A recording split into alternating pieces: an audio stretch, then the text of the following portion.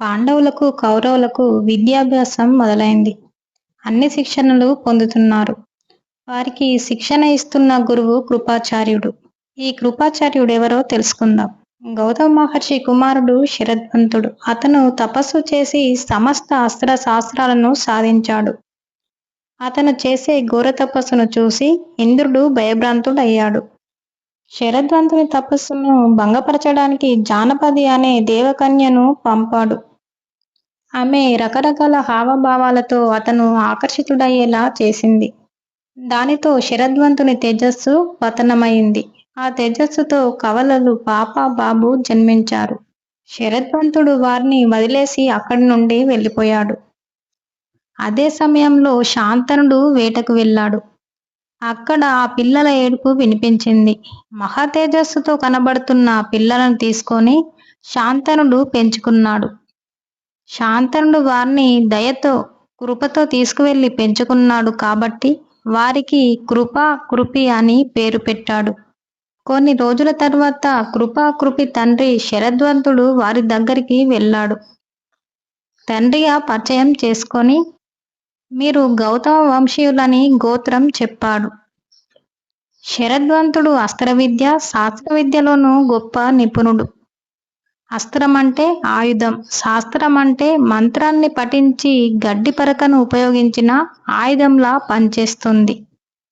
శరద్వంతుడు కృపుడికి తనకి తెలిసిన అస్త్ర విద్యలు, శాస్త్ర పాండిత్యాన్ని నేర్పి వెళ్ళాడు. కృపుడు తండ్రి నుండి అస్త్ర విద్యలో గొప్ప జ్ఞానం సంపాదించాడు. పాండవులకు, కౌరవులకు తొలి గురువు కృపుడే. గురువు కాబట్టి కృపాచార్యుడుగా పేరు పొందాడు. కృపాచార్యుని తర్వాత పాండవుల, కౌరవుల గురువు ద్రోణాచార్యుడు. ద్రోణాచార్యుని గురించి తెలుసుకుందాం. భరద్వాజ మహర్షి కుమారుడు ద్రోణాచార్యుడు. కృపాచార్యుని లాగానే ద్రోణాచార్యుని పుట్టుక కూడా ఒక అద్భుతమే. భరద్వాజ మహర్షి ఒకరోజు తపస్సు చేస్తున్నప్పుడు ఆ సమయంలోనే ఘృతాజి అనే కన్య అక్కడికి వచ్చింది. ఆమెను చూసి భరద్వాజ మహర్షి తేజస్సు పతనమయ్యింది. ఆ తేజస్సును ద్రోణమనే యజ్ఞపాత్రలో భద్రపరిచి పిండంగా మార్చాడు. ఆ పిండమే శిశువుగా పుట్టాడు. ద్రోణమనే పాత్ర నుండి పుట్టాడు కావున ద్రోణుడు అని పేరు పెట్టాడు. ద్రోణాచార్యుడు తన తండ్రి అయిన భరద్వాజుని వద్ద, మరో ఋషి అగ్నివేశుడి వద్ద దివ్యాస్త్రాలన్నీ నేర్చుకున్నాడు. ద్రోణాచార్యుడు కృపిని పెళ్లి చేసుకున్నాడు. ఇద్దరు మాతృగర్భంతో సంబంధం లేకుండా పుట్టినవారే. వారిద్దరికి జన్మించిన వాడే అశ్వత్థామ. పుడుతూనే గుర్రంలాగా కదిలాడట. అశ్వం అంటే గుర్రం, అందువల్ల అశ్వత్థామ అని పేరు పెట్టారు. ద్రోణాచార్యుడు అగ్నివేశుడు దగ్గర అస్త్ర విద్యలు నేర్చుకునే సమయంలో పృషతుడనే రాజకుమారుడు ద్రుపదుడు కూడా అస్త్ర విద్యలు నేర్చుకునేవాడు. ద్రోణాచార్యుడు, ద్రుపదుడు మంచి మిత్రులు. విద్య పూర్తి అయ్యాక ఎవరి రాజ్యానికి వారు వెళ్ళిపోయారు. ద్రుపదుడు పాంచాల రాజ్యానికి రాజయ్యాడు. ద్రోణాచార్యుడి దగ్గర అస్త్ర విద్యలు ఉన్నప్పటికీ నిరుపేదరికంలో ఉన్నాడు. అప్పుడు తన మిత్రుడు అయిన ద్రుపదుడు గుర్తొచ్చి సహాయం చేస్తాడనే ఆశతో ద్రుపదుడి దగ్గరికి వెళ్ళాడు. కానీ ద్రుపదుడు ద్రోణాచార్యుని అవమానించాడు. దానితో ద్రోణాచార్యుడు బాధపడుతూ తిరిగి తన ఇంటికి వెళ్ళాడు. అదే సమయంలో పరశురాముడు బ్రాహ్మణులకు దానం చేస్తున్నాడని తెలిసింది. ద్రోణాచార్యుడు పరశురాముణ్ణి దానం అడిగేందుకు వెళ్ళాడు. పరశురాముడు తన దగ్గరున్న ధనాన్ని, రత్నాలను బ్రాహ్మణులకు ఇచ్చానని, భూమిని కశ్యప మహారాజుకు దానం చేశానని, ఇక నా దగ్గర నా శరీరం, అస్త్రాలు తప్ప ఏమీ లేవు, వీటిలో ఏం కావాలో అడగమని పరశురాముడు అన్నాడు. అప్పుడు ద్రోణాచార్యుడు అస్త్రశాస్త్రాలను ఇవ్వమని కోరాడు. వెంటనే పరశురాముడు అస్త్రశాస్త్రాలను నేర్పించాడు. తర్వాత తన బావమరిది అయిన కృపాచార్యుని దగ్గరికి ఆశ్రయం కోసం హస్తినాపురంకు వెళ్ళాడు. అదే ద్రోణాచార్యుని జీవితంలో అతిపెద్ద మలుపు. ఒక్కోసారి కాలమే మనకు దారి చూపిస్తుంది. అదే ద్రోణాచార్యుని జీవితంలో జరిగింది. కృపాచార్యుని ఇంటికి దగ్గరలోనే ఒకరోజు పాండవులు, కౌరవులు బంతితో ఆడుకుంటున్నారు. ఆ బంతి బావిలో పడిపోయింది. పాండవులు బావి చుట్టూ చేరి బంతి కోసం చూస్తున్నారు. వారిని ద్రోణాచార్యుడు చూశాడు. బంతి బావిలో పడిపోయిందని పాండవులు చెప్పారు. ద్రోణాచార్యుడు ఈ బంతిని తీస్తా అని చెప్పి తన చేతికున్న ఉంగరాన్ని ఆ బావిలో పడవేశాడు. ఈ ఉంగరంతో పాటు మీ బంతి కూడా తీస్తా అని చెప్పాడు. కొన్ని దర్బలు తీసుకొని మంత్రించి ఒక దర్బని మరో దర్బతో అతికించి బంతికి గుచ్చుకునేలా చేసి బంతిని తన ఉంగరాన్ని తీశాడు. అప్పుడు పాండవులు కౌరవులు ఆశ్చర్యపోయారు. ఈ విషయాన్ని భీష్మునికి చెప్పారు. భీష్ముడు వెంటనే ద్రోణాచార్యుణ్ణి పిలిపించి ఇక నుండి పాండవులకు కౌరవులకు తమకు వచ్చిన విద్యను బోధించమని కోరాడు.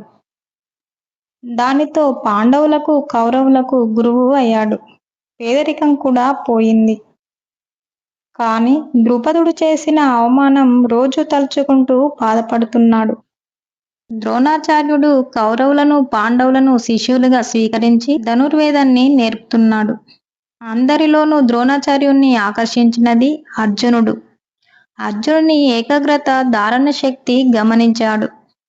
ద్రోణాచార్యుడి వద్ద పాండవులు కౌరవులతో పాటు ఇతర రాజకుమారులు సూతపుత్రునిగా పేరు పొందిన కర్ణుడు కూడా అస్త్ర విద్యలు నేర్చుకుంటున్నారు.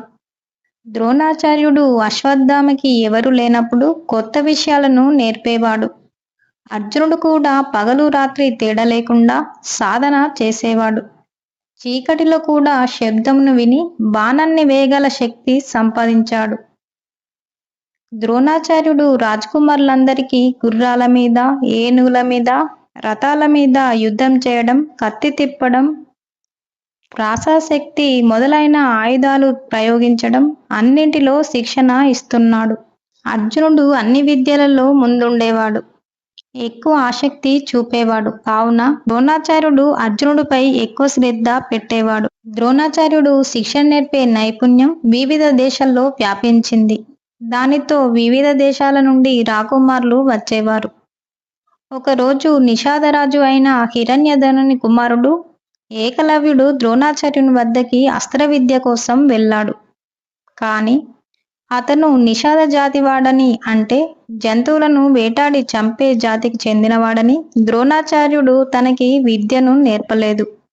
ఏకలవ్యుడు తిరిగి అడవికి వెళ్ళి అక్కడ ద్రోణాచార్యుని విగ్రహాన్ని మట్టితో తయారు చేసి అందులోనే ద్రోణాచార్యుణ్ణి భావించుకుంటూ అత్యంత శ్రద్ధతో అస్త్రాభ్యాసం నేర్చుకున్నాడు. కొన్ని రోజుల్లోనే చాలా నైపుణ్యం సాధించాడు. ఒకరోజు ద్రోణాచార్యుడు తన శిష్యులకు పరీక్ష పెట్టాడు. రాజకుమారులకు తెలియకుండా ఒక ఆర్టిఫిషియల్ పక్షిని తయారు చేయించి ఒక చెట్టుపై పెట్టాడు. ఆ పక్షిని చూపెట్టి మీరంతా బాణాన్ని ఎక్కుపెట్టి పక్షి తలని ఖండించాలని చెప్పాడు.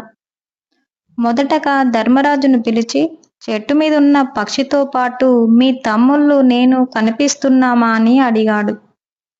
అందరూ కనబడుతున్నారు అని చెప్పాడు ధర్మరాజు. అందరూ అలానే చెప్పారు. తర్వాత అర్జునుడు బాణాన్ని పట్టుకొని నాకు ఆ పక్షితల తప్ప ఏమీ కనబడతలేదు అని చెప్పి ఆ పక్షితలను ఖండించాడు. అది ఏకాగ్రత అంటే అని ద్రోణాచార్యుడు అర్జున్ని మెచ్చుకున్నాడు. తర్వాత ద్రోణాచార్యుడు గంగా స్నానం చేసే సమయంలో ద్రోణాచార్యుని పాదాన్ని మొసలి పట్టుకుంది. ద్రోణాచార్యుడు తలుచుకుంటే దానిని వదిలించుకోగలడు. కానీ శిష్యులు ఏమి చేస్తారో చూద్దామని కేకలు వేశాడు. అప్పుడు అర్జునుడు బాణాన్ని వేసి మొసలిని చంపాడు. ఇంత ప్రతిభ కలవాడు కాబట్టి ద్రోణాచార్యకి అర్జునుడంటే ఎక్కువ ప్రేమ. ద్రోణాచార్యుడు మొసలి నుండి రక్షించినందుకు అర్జునునికి ఒక మాట ఇచ్చాడు.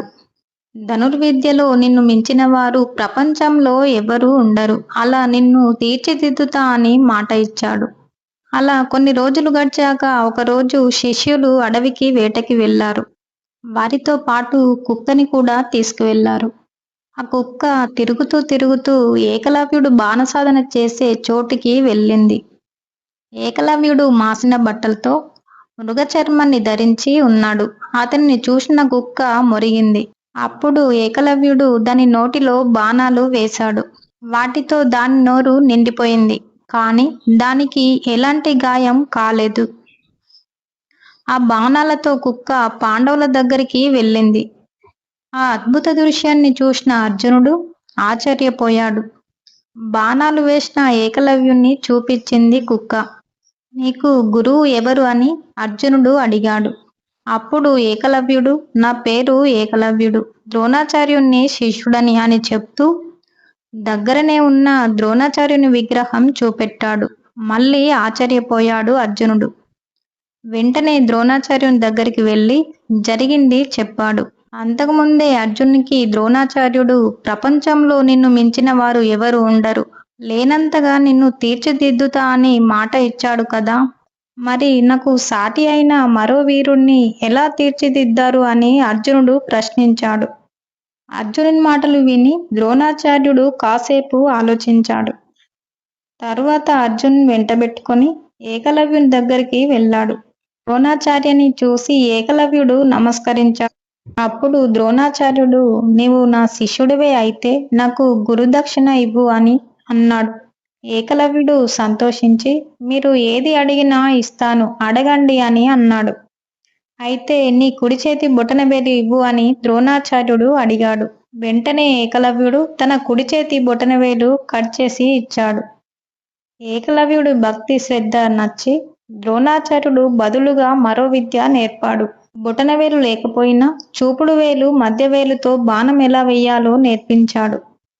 ఇక ద్రోణాచార్యుడు అర్జునునికి ఇచ్చిన మాట ప్రకారం సాటిలేని వీరుడిగా తయారు చేశాడు. అప్పుడే బ్రహ్మశిరో నామకాస్త్రాన్ని నేర్పాడు. ఆ అస్త్ర నియమాలను కూడా అర్జునునికి చెప్పాడు. ఇది చాలా శక్తివంతమైనది, సాధారణ మానవుల మీద ప్రయోగించకూడదు. సమస్త ప్రపంచాన్ని కాల్చివేయగల శక్తి ఈ అస్త్రానికి ఉంది అని చెప్పాడు.